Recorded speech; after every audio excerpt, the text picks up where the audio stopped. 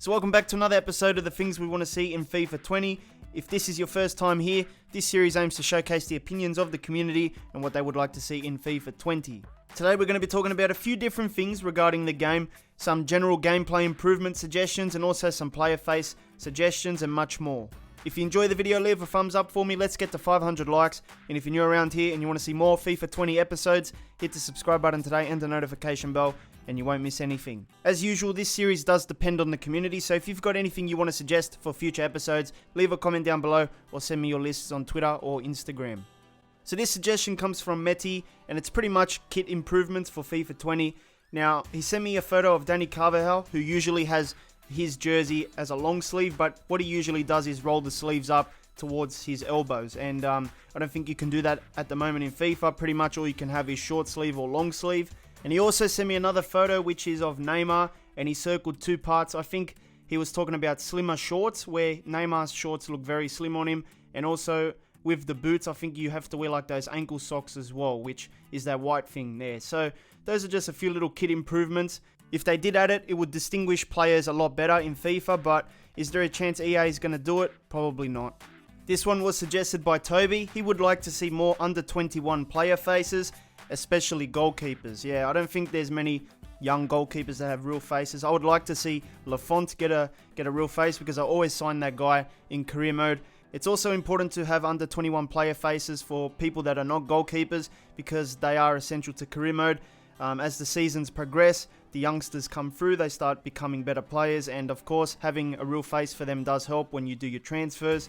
But speaking of player faces, my friend DTT, who is another YouTuber, you should go and check him out, suggested a Sadio Mane face update in FIFA 19. He would like to see the blonde little thing that he has in his hair, and he provided a clip on his Instagram that I'm going to use here in the video, where he puts like a blonde strip that goes along the side of Mane's head, and that's what he has in real life as well. So, you know, it would be nice if EA could update the face and include that blonde strip. So this one was suggested by Ramses, and he would like to see a standalone Europa League tournament mode in FIFA 20. Now, I'm surprised this wasn't in FIFA 19, considering they got the new UEFA license. They've got the Champions League one in the menus where you can play a full Champions League tournament. You don't need to go into career mode to enjoy that. But with the Europa League, the only way you could do it is go into career mode, or you could create your own little custom tournament, but that wouldn't be considered a Europa League tournament, so you won't have the full branding and stuff, which is a bit of a shame. Now, this is important to have for people that have their favourite club in the Europa League this year and just want to play that tournament and don't want to do the whole career mode season and stuff. I'm not sure why they didn't do it. Like, it's something that they got the license for this year, but they just don't care about it. So this one was suggested by William, and it's got to do with the fans. He would like to see the fan behaviour improved in FIFA 20. He said in this clip, it was a 90th minute chance for West Brom, and it was a close chance, but the fans in the background are just putting their arms up. I don't know what they're really doing, but they're not really behaving the way you would see in real life when there's a close chance.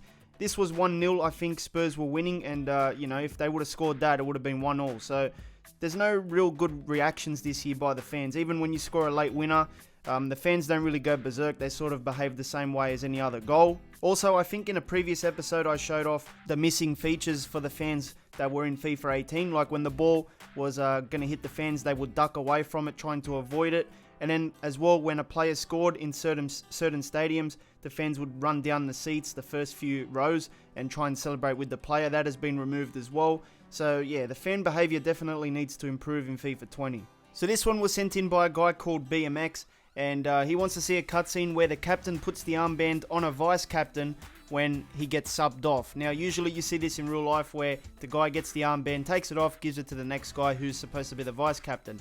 The problem is in FIFA, there's actually no vice captain that you can pick for your team at the moment, so it would just go to a random guy, but still, you could still have a cutscene for this. Currently at the moment, when your captain comes off, it's just your standard substitution like any other player, and the armband just appears on another guy after the substitution cutscene is completed.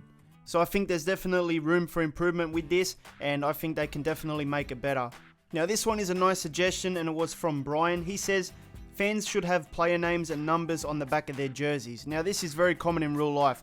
When you go to a game, you see a lot of the fans buy the shirt for the club, and on the back they have their favourite player and the number. But in the game, in FIFA at the moment, they have the shirt, but there's nothing at the back, and everyone in the stadium has nothing on their back, which is very unrealistic compared to the real world. So it would be nice to have fans jerseys with different names and numbers on the back. I think it would be really cool.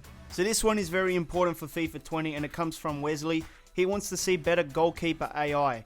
He says that they act like they slip on a banana all the time, and I have to agree with this. Even on the hardest difficulties, when you take a shot or a header, the goalkeeper always slips, like he just dives away from the ball sometimes. His hands go up, but they're never touching the ball. They never make the save, even if they're so close to the ball.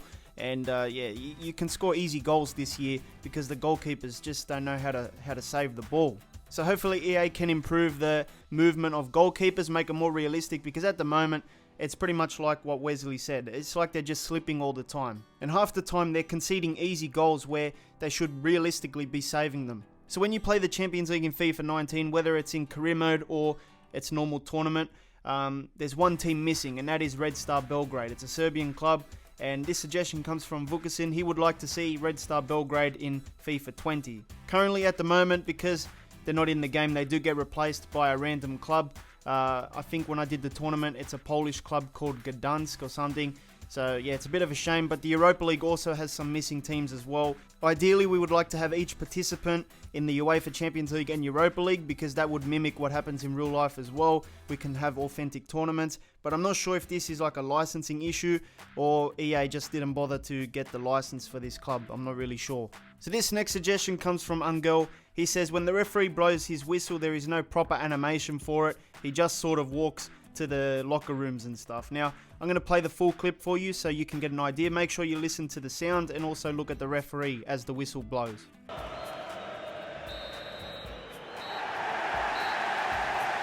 So I think this is one of those things that you don't really notice until someone tells you about it. And now I can't really get it out of my head. It's pretty stupid that we actually have no animation for a referee whistle. Why don't they put their hands up, like, you know, when they do the signal for the final whistle and the halftime whistle? Why don't they move their hands? They just walk off. Like, it doesn't make sense. It's something that's little, but I think once you've seen it, you can't really unsee it anymore. So this next one comes from Gabriel. He wants the ability to play penalty shootouts in kickoff mode. So pretty much he wants to see like an option where you don't have to play a whole match. You could just do penalties. If they did add it, it would probably just allow you to pick two teams, and then you would just pick your kick takers, and then you'll just go into a penalty shootout and have your little competition there. I think they could definitely add this into the House Rules game mode. House Rules is actually pretty good when you play with friends in the lounge room and stuff. You do have a lot of fun with the no rules mode, the other survival modes and stuff. I think there would be a few people that would enjoy having like a penalty shootout game mode. You would obviously have the most fun with it playing against friends, but I think there is potential for you to verse the computer as well if you really wanted to. This one is a really good one. It was suggested by Sean, and I think if they added this in, it would definitely add an extra element to a FIFA game, which would keep you coming back until you completed it, and that is a showcase mode / scenario mode, whatever you want to call it. It's basically a feature where you can play classic matches and have objectives that you need to recreate based on what happened in real life. So if you did like a Champions League scenario where it's United versus Bayern Munich, and you need to score 2 goals using United to win the game 2-1 in the last like 2 minutes, whatever happened in real life, you know what I mean. But I think they did have this in the World Cup games back in the day. Also the Champions League game 2006-2007, I did see this sort of scenario thing where it had different things that happened in the qualification process, the round of 16s and stuff, and there was a lot of different matches you could play and try and recreate the scenarios, and it was fun. It kept you coming back, and you could put a lot of hours into it, and I think that's what FIFA needs. It needs more game modes that aren't just career mode and ultimate team and pro clubs. I think having offline modes like scenario mode can keep people coming back as well. So I managed to pull out my PSP and I found the actual thing that I'm talking about. It's called the Ultimate Challenge. This was in the Champions League 2006-07 game, and when you open the Ultimate Challenge, it's pretty much like scenario mode.